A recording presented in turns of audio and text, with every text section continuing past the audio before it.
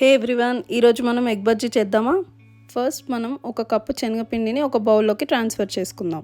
ఇప్పుడు మనం దీంట్లో 1/2 టీ స్పూన్ పసుపు, ఉప్పు, కారం, అల్లం వెల్లిపాయ పేస్ట్, కొంచెం తినే సోడా, 1/2 టీ స్పూన్ జీలకర్ర పొడి, అలాగే వాము వేసుకొని కలుపుకుందాం.